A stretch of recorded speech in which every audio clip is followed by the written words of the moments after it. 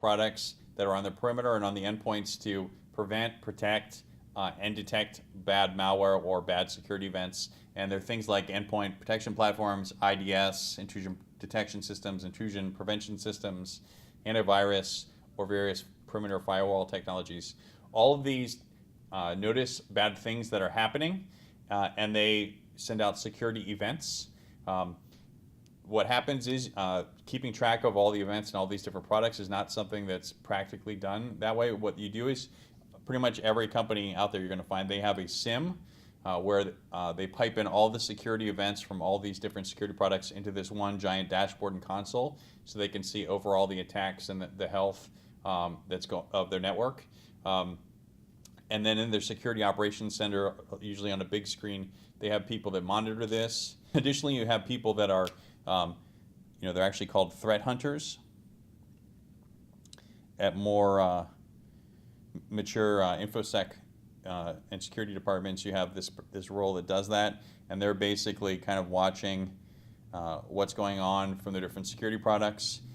They may also want to combine it with endpoint data, and our EnCase Endpoint Security product essentially brings large quantities of endpoint telemetry, endpoint forensic data into our own kind of dashboards as well.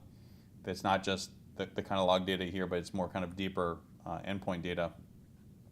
And so we have dashboards as well that as well as these threat hunters can essentially look at and try to find things, unknown threats that weren't necessarily detected by these type of products, but just various anomalies, statistical anomalies, and oddities on endpoints, as well as they're already looking in their SIEM at security events that come in.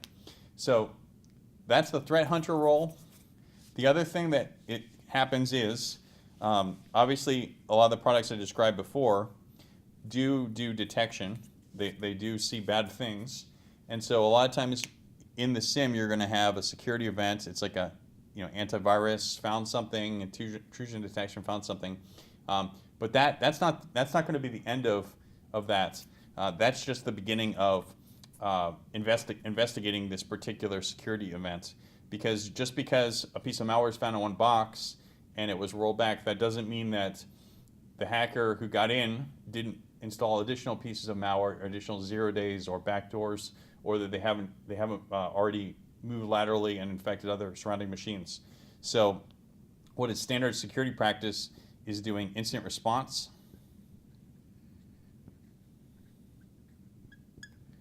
and you have individuals that actually take these security events and they respond to them, and they actually investigate them to see the extent if they're real security events. They try to remediate malware or hacker access to sensitive data. And typically, incident response comes in two flavors. There's the tier 1 incident response, which is really more just a quick triage. They spend a couple hours to a couple days chasing down one of these events, and then trying to remediate or re-image the box if need be. And then the second stage, which is a little more deeper dive, there are terms like CERT or DFIR that are used, and this tends to be a little more of a dedicated forensic person that spends more time investigating endpoints. You might spend up to a week. And whether you escalate from tier 1 to your CERT DFIR guy really depends on your internal company policies, how bad you consider the incident, whether you consider it can be easily remediated at tier 1. And so this tier 1 up here, EnCase, let me draw this a little higher.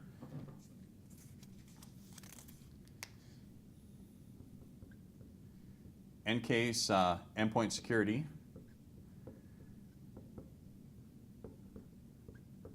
is designed for both of these guys, but particularly tier 1.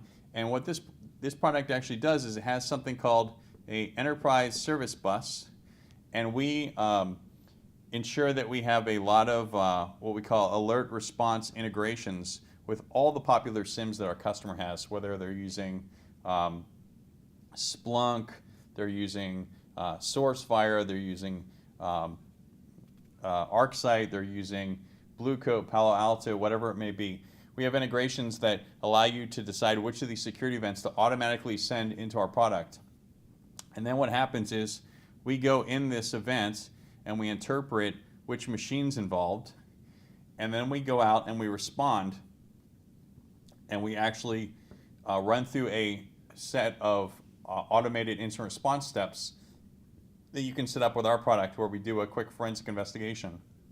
So this tier 1 guy can come in, not just when this event comes in, but he can come in and see that we've already automated response and gathered data, and he can just essentially look in our triage consoles and do a quick investigation to decide to remediate.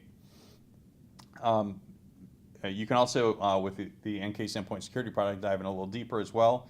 And these type of cert DFIR guys will use EnCase Endpoint Security because it covers a lot of machines. You can look for incidents across machines, as well as they also will use EnCase Investigator as well for that.